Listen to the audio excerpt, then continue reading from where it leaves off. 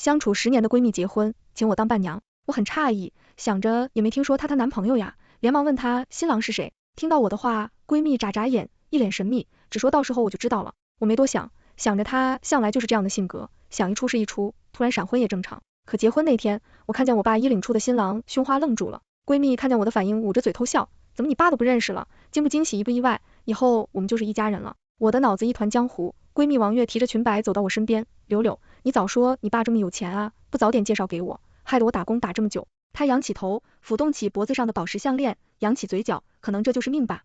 我天生命好，只是来得迟了点。我爸略带歉意的朝我笑笑，柳柳，爸没告诉你也是怕你生气，就没告诉你我和你妈已经离婚的事，现在事情已成定局，婚礼也开始了，你先去前厅等着吃酒就行，伴娘也不用你当了。他牵的王月踏出休息室，脚步突然停住，对了，酒店的钱还没给，你记得付一下钱。我脚步顿住，缓缓竖起一根手指指向自己，我吗？一天之间突然得知爸妈离婚了不说，闺蜜还成了爸爸的新老婆，结果结婚的钱还我来出，真把我当大冤种呢。我连连点头，气得直发笑，哪有爸爸结婚还要女儿出钱的？王月不是看上你的钱吗？你不展示一下自己的经济实力？今天这大喜的日子，我妈怎么没来？她不是最喜欢热闹吗？我爸笑容僵住，沉声呵斥我，不懂礼貌。王月连忙用手扶着他的心口，老公你别生气，刘刘就是从小缺爱，导致叛逆了点，虽然他经常在学校里欺负人，但人还是好的。听见这话，我爸表情才舒缓些。刘刘，爸爸不是怪你，你也知道，现在爸爸公司正在谈一个大项目，资金周转不开，你先垫附着，等我以后再给你。我嗤笑一声，没回答。王月见气氛缓和点，眼睛滴溜溜的转，对着我爸叫称道，老公，还有你说的3金和88万彩礼，让刘刘一并给了吧，反正都是一家人，我妈那边在催呢。他朝我打扮眼，柳柳这么孝顺，应该不会拒绝吧？你们家这么有钱，不是3分钟就把这钱赚回来了？我们家有钱，关我爸什么事？当年我买彩票中的1等奖，我爸拿着这钱开公司，我妈每天打麻将做美容，吃穿用度哪一分钱不是用的我的？我翻了个白眼，推开两人，我爸不是自己有公司吗？老板拿点钱用用也不算什么吧？既然我不答应，我爸皱着眉，周流，你别让事情太难看，以后都是一家人。说完，他为了彰显自己的家庭地位，高高举起手臂，给了我一巴掌。我母着脸不可置信地看着他，以往他和我妈都是把我当摇钱树对待，虽然不是特别关爱，平时也是轻声细语的，哪里动过粗？我挨着发烫的脸颊，反手给王月一巴掌，打不了我爸，我还不能打他的心肝宝贝了吗？王月一个踉跄跌坐在沙发上，哭得梨花带泪，把我爸的心都哭碎了，冲着我大喊让我道歉，道歉是不可能道歉的，我脚底抹油溜了。走出酒店之前，还不忘和酒店经理打招呼，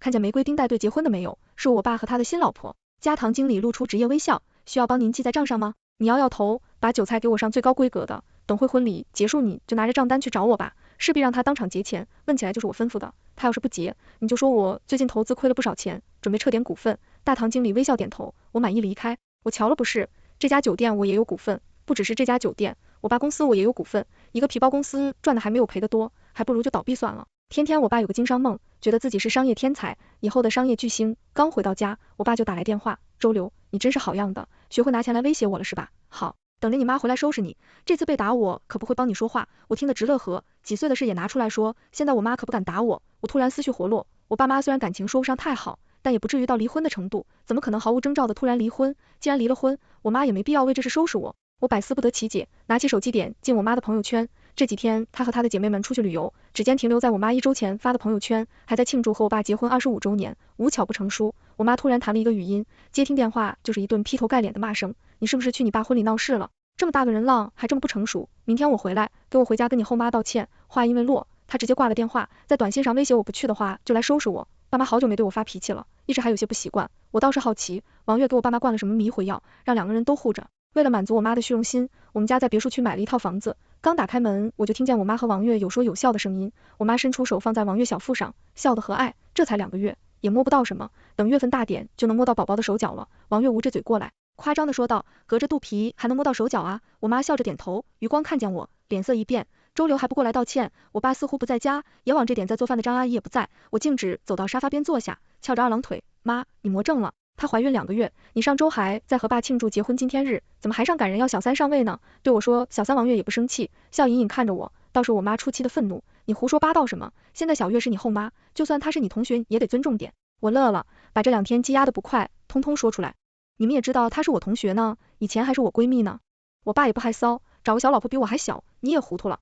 我妈拿起桌上花瓶砸向我，王月见状捂着肚子哎呦的叫，我妈瞬间慌了神，急忙问他有没有事，那架势像是王月肚子里怀的是他的孩子。见没事，我妈松了口气，拉着我走到玄关单独谈话。有留，你别气着你爸的孩子，听我给你解释。他回头看一眼王月，确定他没听见我们说的话后，转头低声说，我和你爸一直想要我儿子，你也知道我年纪大了不好怀孕，我和你爸是假离婚，以后会复婚的。我往后退一步，不敢相信自己听到了什么。我妈抓住我的手，继续说道，我和你爸也是怕，以后钱花完了，没人给我们养老。他抬头看见我的表情，着急补充，也不是说你不孝顺，但是还对我儿子不是，到时候你爸找个借口和他离婚，年轻女孩肯定不愿意养孩子，以后你也有个帮衬的。你听妈的话，给小月道个歉，孕妇生气对孩子不好。我拨开我妈的手，妈，你们这跟骗婚有什么区别？反正王月和我爸在一起都是为了钱，你们不如直接拿钱给他，让他明白。我妈恨铁不成钢的给我一巴掌，王月闻声转头看我们，我妈大吼，让你道歉你就道歉，不道歉就滚出去，我们家没有你这个女儿。王月笑嘻嘻劝我妈，大姐你也别太生气，气出病来以后我坐月子谁照顾我？没你做菜我不吃啊。柳柳也是，脾气怎么这么倔，也不知道是随了谁了，脾气这么大，她以后可嫁不出去哦。她滑动着手机，偏偷看我，不如我把我大伯介绍给你吧，虽然年纪比你爸大了点，但年纪大会疼人吗？你说是不是啊大姐？我爸妈和王月真是一群颠公颠婆，用了我的钱还要把我赶出家门。我咬咬牙，很笑，我可不好这一口，自己留着吧。话音刚落，我拿出手机朝他们笑，物业是吗？我家里好像进贼了，麻烦你们来看看。挂断电话，我打开所有柜子，把东西翻出来扔在地上，我妈一边尖叫一边阻拦我，王月也傻了眼。一番拆家后，我家终于有了个被偷盗的样子，我拍了拍手，打算离开，回头看见在乱堆里翻找之前东西的，我妈说，王月笑出声，既然过够了有钱的日子，那就享受一下以前吃了上顿没下顿的日子吧。物业来得很快，刚好和出门的我撞上，我指了指屋内，那个年轻女人我不认识，你们处理一下，到底是别墅区的物业，保安就是靠谱。王月尖叫着说自己是女主人，不让保安把她嫁出去。我妈跟在后面追，你们干什么？这是我老公的老婆。我扑哧一下笑出声，又指着我妈，哦，现在我爸妈跟我断绝关系了，她也赶出去吧。我朝两人微笑，想把我赶出家门，也不看看这房子写的谁的名字。我开车经过被赶出小区的两人，故意慢悠悠行驶，我妈脱下高跟鞋砸向我的车，我加速躲开，后视镜里两个人相看两眼。王月拿起包包砸我妈。回家之前我去了一趟银行，把我爸妈的卡停了，过2天是王月的回门宴，我等着他们请我去吃酒呢。我爸妈没钱又爱充面子，肯定不会再便宜。不出我所料的，他们在结婚的酒店办了婚门宴，还要求酒店经理给我打电话让我参加，至于为什么不亲自打，卡一停我爸妈就接连打电话来骂我，他们的电话被我拉黑了。我打扮精致出席，被分到王月爸妈那一桌，王月妈妈一看见我就乐呵，这就是刘刘吧，听说还是我们月月的好朋友，现在你们是一家人了，可要照顾照顾我们月月，听我们月月说，彩礼是你来给，真是个孝顺的好孩子，这是我的银行卡号，就打在这里就行。他猛然一拍脑袋，你们有钱人都是写支票对吧？你包里一袋没带？他说着，这就是我的银行卡号，这就是我的银行卡号，这就是我的银行卡号，这就是我的银行卡号，这就是我的银行卡号，这就是我的银行卡号，这就是我的银行卡号。抓过我的包翻着，我也不闹，好像还没开场呢。回门宴大部分都是王月那边的亲戚，我妈也没理由出现，但我还是在角落发现了她。我爸和王月挨着敬酒，轮到我们这一桌，王月看见我抿唇一笑，柳柳还是来了，你爸说你肯定会来，我还不信呢，既然来了，你应该准备好3斤和彩，你把之前说回门宴要当众给我呢。我点点头，朝着我妈的方向，妈，钱准备好没？我妈被我叫住，想走也走不了，我拉着她过来，主动和王月家人介绍，这是我妈，我和我爸的钱都是她管着呢。这话说的也没错，我爸的钱是被他管着，我的银行副卡也在他手里，只不过现在被冻结了而已。我妈讪讪的笑没说话，王月妈妈不高兴了，都离婚了还跑来回门宴，一只女儿也不懂事，你爸妈都离婚了，你妈怎么可能出钱？说到底就是嫌我们家要的彩礼多呗，月月咱们这婚不结了，妈带你去把孩子打了。王月妈妈掐准了我爸在意王月肚子里的孩子，男孩子要挟，我亲了亲嗓子，嗤笑，我爸都跟我断绝关系了，还请我来，不就是想让我付钱吗？可以呀，我爸妈松了口气。王月妈妈喜笑颜开，那就这么说好了我们。他话音未落，下一秒我一样。一巴掌扇在王月脸上，双手摆在餐桌上，手上用力一些，整桌饭菜倒在我爸妈和王月爸妈身上。我拿出纸巾擦了擦手上沾染的汤水，轻飘飘丢下一句话，等什么时候王月把欠我的钱还了再说吧。王月脸色突变，讪讪的笑，我什么时候欠你钱啊？你别乱说。我从兜里拿出账单，扔在他脸上。那你好大的胆子啊，感谢我的名字赊账。账单上是这个月王月在我投资的店里拿的东西，零零总总也有个7、8万。我这人没什么经商头脑，中了奖之后就拿着钱去投资，给我看顺眼的店买点股份。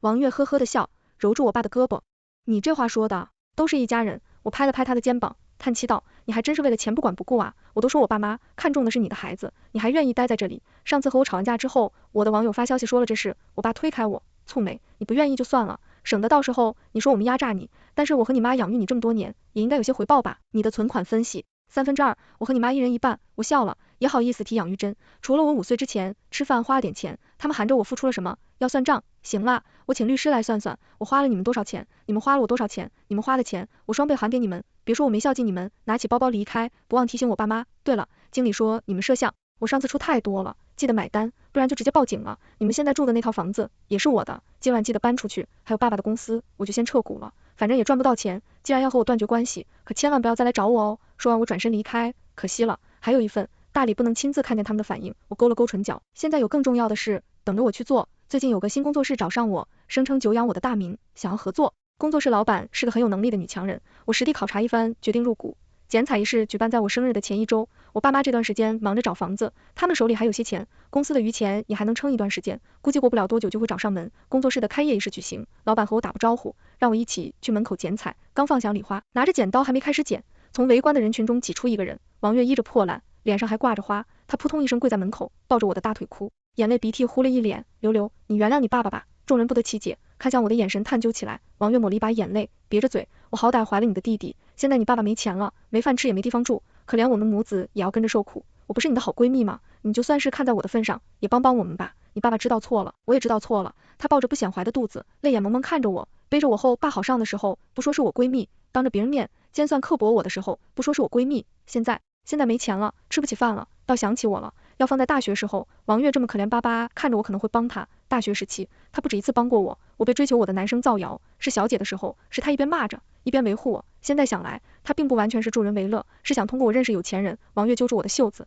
眼底闪过一丝怨恨，被我看见后，又假装抹眼泪遮住眼睛。我深吸一口气，抚开他的袖子，你这话说的，我爸不是为了你和我断绝关系了吗？现在还怪起我来了。我学着他的样子撇嘴，反手抓住他，收回的手，结果工作室老板递过来的大喇叭，不好意思让大家见笑了呀，这位是我的闺蜜，也是我爸爸兴趣的老婆，我和我爸为了她闹了点矛盾，现在估计是想变相求和呢。我妈也真是的，她不是要照顾好你吗？你这样生孩子落下病根怎么办？那我爸妈不得恨死我，我也不给他们面子，直接把他们的想法大声说出来。王月和我爸妈想着我这么个爱面子的人，肯定不好意思被当众戳穿家庭丑事，想让我被迫私下和他们解决，可我偏偏不这样，做错事的是他们又不是我，我为什么要觉得丢脸？要钱没有，要丢脸我就帮他们一把。为了让人群外面的也听见，我按下大喇叭的录音键，把话录下来循环播放。王月两眼一黑，差点晕了过去。我爸妈也是沉得住气，这都不出来。王月一咬牙，请过喇叭扣下电池，又坐在地上。周流你好样的，这么狠的心。他呵呵一笑，怨恨地瞪着我。今天我就坐在这里不走了，你不拿钱没用，我是孕妇，你们谁敢动我？你赡养你爸是应该的，断绝关系是你们口头说的而已，没有法律证明。人群里面一个大妈突然窜出来，就是啊，好歹也是自己亲爸爸，总不能看人饿死吧？人家肚子里还有孩子呢，血浓于水，有钱没钱给陌生人做生意，没钱给自己爸爸和弟弟用，你这人真是冷血。听见这话，工作室老板冷笑一声，抢先我一步说出口，血浓于水，你怎么知道？不是生而不养，当着路人的面给女儿难堪，让一个孕妇出头，这男的也不是什么好东西吧？工作室老板还想说，被我拦住，我顺着他的话开口，阿姨，我爸给你多少钱啊？我出双倍，你帮我把他做的那些事循街宣讲，怎么样？大妈嘴唇嗫嚅，嘴角抽搐。王月抱着我的大腿不撒手，觉得我不会对一个孕妇做些什么。我蹲下身子，拍了拍她的脸颊，然后招了招手，两个身形高大的保安牵住她的胳膊。王月挣扎着 SOHO， 骂我没良心。我微微一笑，对了，赡养这件事你确实没说错，不过嘛，我爸现在才48岁，还没到那个年纪。我歪头看他，不如你等我爸没有行动能力了再来找我。从某种程度来说，王月和我爸妈是一类人，自私自利，为了想要的东西哪怕迫害别人都行。前脚王月被保安架走，后脚我就收到一个陌生号码发来的短信，你真是好样的，真的一分钱都不给是吧？等着瞧。工作室老板拍了拍我的肩，提醒我，看你家人这样子，估计没拿到钱，不会善罢甘休，你还是趁早找个机会让他们签字断绝关系，不然老了还真要赖上你。我点点头，向他道谢，我确实有这个打算，不然也不会给他们送大礼了，只不过这份礼物来得太不容易，现在才到我手里。我叫住进去的办公司老板，对了，我生日那天要举办一个慈善会，都是我资助过的项目，你要不要来参加？兴许对你的生意有帮助。我停顿片刻，到时候还要你帮帮忙。我说的生日慈善会是我中奖之后资助的几个项目老板和一些媒体一起操办的，不只是为了庆祝我的生日，更是为了和他们打好交道，好借用他们的人脉帮助更多需要帮助的人，例如留守儿童、被家暴的妇女儿童等等。时间、地点、人物都准备好了，就等着我爸妈来闹了。我把手上的这份礼物寄出去，1个星期的时间应该够他们准备好。生日会那天和往年一样举办的盛大，每年这个时候我爸妈总会说浪费钱，还不如拿这个钱给他们，用我妈的原话说就是花钱养这些不认识的，还不如拿给你妈我打牌，丢进去还能有个声响。这次我特意选在我爸和王月结婚的大厅，我盛装出席，拿着手拿包感谢来参加我生日会的人。办公室老板过来和我敬酒，你爸妈真会这么狠当着这么多人的面打你脸啊？他啧啧两声，你给我那个东西我都不敢放出来，生怕警察给我抓走喽。我哈哈一笑，拍了拍他的背，等着看戏就好了，这么精彩的戏份，给钱还看不到呢。话音刚落，大厅门口走进3个人，光是看3人的姿势，猜测关系的话，恐怕会以为是一家3口。我爸左手挽着我妈，右手挽着王月，3人神情各异，看上去诡异极了。我爸僵的脸和我打招呼，我应声走到饭桌前，我妈救了一把我爸的腰，两人不知什么原因起了争执。王月一巴掌伸在我妈脸上，我妈敢怒不敢言，明明3人坐在一起，却离得很远，我很满意他们的表现。我爸他们抱着搞垮我的决心来参加我的生日会，我全然当不知道，毕竟放长线才能钓大鱼。按照往常一样，我上台感谢来宾，顺便致辞，台下人群轰动，我爸顶着众人的目光大喝一声：周柳，好人的面具戴久会摘不下来吧？拿着别人救命的钱去花田酒地，你良心过意的去吗？这话一出台下，不少人为我打抱不平，你胡说什么？周小姐是什么样的人，我们都清楚，造谣可是犯法的。我爸一副正义的，我用一凛然的样子，快步上台抢过我的话筒，拿出一沓文件，今天我就大义灭亲了，让你们看看周柳的真面目。台下我妈和王月挨着发副印鉴，不忘贴心的给我手里递上一份，我翻看着文件，密密麻麻的数字和字证，大概就是说我拿了捐款的一部分，挪用公款。我爸厉声说道，周柳爸爸从小就教导你要做一个善良的人，所以对于你的慈善事业一直都是很支持的，没想你居然假借捐款满足自己的私欲。大家看看，这些是周柳的消费记录，多次具有消费，你有多少钱我都清楚，这些来历不明的钱到底是从哪来的？你心里明白。收到证据的众人脸色各异，没有轻易下定论，只有我爸一个人在台上喋喋不休，试图洗脑。我妈适时开始表演，起先小月跟我说你花钱大手大脚的，我还不信，柳，你这是犯法的。照我爸妈的说法，我确实是犯法的，捐款项目每一笔都有记录，我要是擅自拿去用，就是挪用公款，加上欺骗捐款者，侵害被捐款者的利益，光是从道德上，我都会被人骂进地里。我冷漠的看着王月开口，就是啊柳，上学的时候，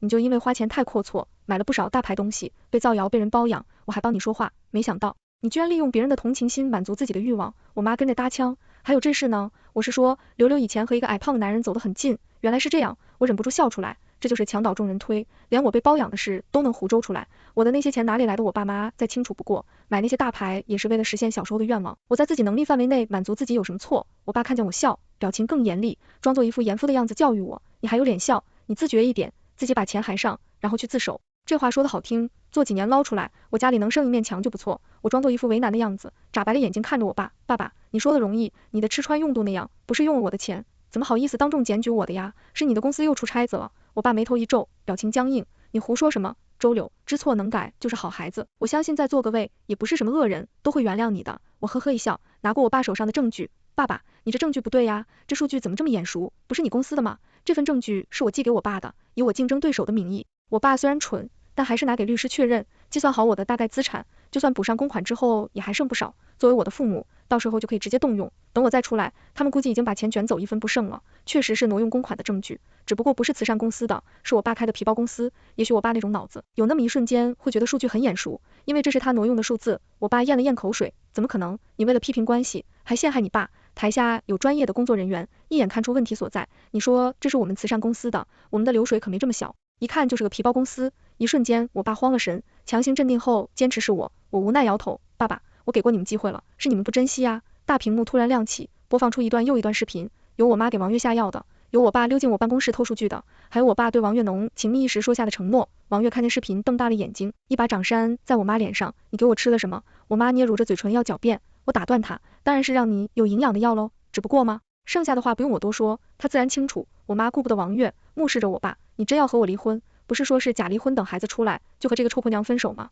我爸阴沉着脸，一时之间说不出话，看着3人互相质问，甚至忍不住动起手来。我恨不得拍手叫快，我假装劝架，实则报了警，警察把几人拷走，我跟着去做了笔录。王月恍然大悟，嚎叫着说我侵犯他们隐私，居然在卧室里装监控。我无辜的看着他，我在我自己家装监控，有问题吗？被我反驳，王月一下子哑了火，又闹着自己是孕妇，警察没再理他，专心做笔录。最后他们都受到了应有的处罚，趁着这个机会，我也正式提出断绝关系，走出警察局。一群小姑娘等在门口，看见我出来都松了口气。柳姐，你没事真是太好了，我们还担心你呢。这几个女孩都是我资助过的学生，考上了不错的大学，专门来给我庆祝生日。为首的女孩挽着我的手臂，走吧，肖小姐她们还在等你呢，今天一定要给你好好庆祝一下生日，扫去那些不干净的东西。我朝她们笑笑，点头答应。我的好运气从来没有离开过我，只是换了一种方式陪在我身边，比如我身边这些可爱的学生。全文完。